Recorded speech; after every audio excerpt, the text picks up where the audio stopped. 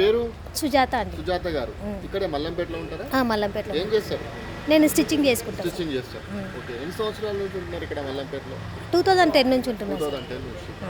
అసలు మీకు TRS party 2 సార్లు గెలిచింది రాష్ట్రంలో. ఇక్కడ నుంచి కూడా కుత్బుల్లాపూర్ నుంచి కూడా టీఆర్ఎస్ పార్టీ నుంచే ఉన్నది. సో ఈ 9 సంవత్సరాల్లో మీకు అన్ని ప్రభుత్వ పథకాలు అందినాయా? అందలేవు సార్. యాక్చువల్లీ నాకు పెన్షన్ కూడా రాదు. నాకు 2016లో మా హస్బెండ్ చనిపోయారు. ఇంతవరకు పెన్షన్ కూడా రాలేదు. అంతకుముందు నేను అంగన్వాడీ టీచర్ని.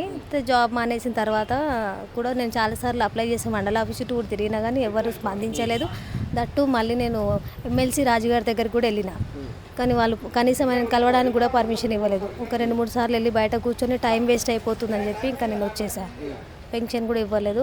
డబుల్ బెడ్రూమ్కి కూడా అప్లై చేసుకున్నా, అది కూడా నాకు ఇప్పటివరకు ఎంక్వైరీకి వస్తున్నామని ఒకసారి కాల్ చేశారు జిహెచ్ఎంసీ నుంచి, కానీ వాళ్ళు ఇంతవరకు ఎంక్వైరీకి రాలేదు. నాకు అసలు వచ్చిందా రాలేదో కూడా తెలీదు.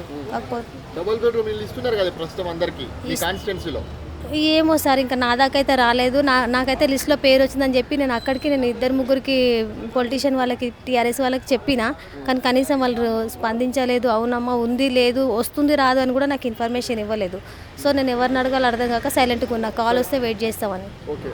డబుల్ బెడ్రూమ్ ఇళ్ళ కోసం కానీ పెన్షన్ కోసం కానీ ఇక్కడ ఉన్న కుత్బుల్లాపూర్ ఎమ్మెల్యేని మీరు ఎప్పుడు అడగలేదా?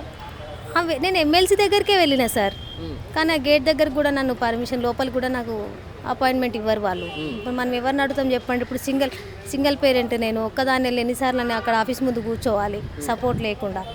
సో నేను ఇంకా కరెక్ట్ అనిపించలేదు. స్థానికంగా మల్లంపేటలో ఉన్నటువంటి టీఆర్ఎస్ నాయకులు మరి మీకేం మద్దతు తెలపలేదా, సహకరించలేదా? ఎవరు సహకరించలేదు సార్. వాళ్ళకి అందరికీ తెలుసు, నేను నా పరిస్థితి కూడా వాళ్ళకి తెలుసు, కానీ ఎవరు అడిగినా వాళ్ళు సరే చూద్దామంటారు, కానీ ఎవరు రెస్పాండ్ అవ్వరు.